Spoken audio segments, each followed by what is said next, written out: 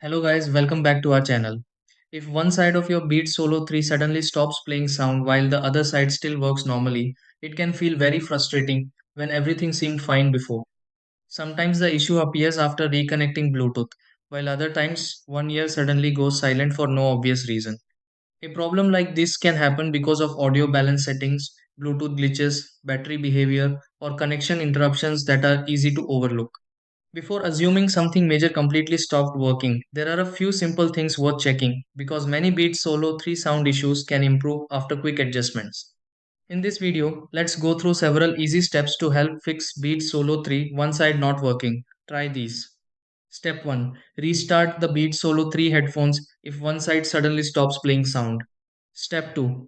Disconnect and reconnect the Beats Solo 3 headphones from the connected device. Step 3.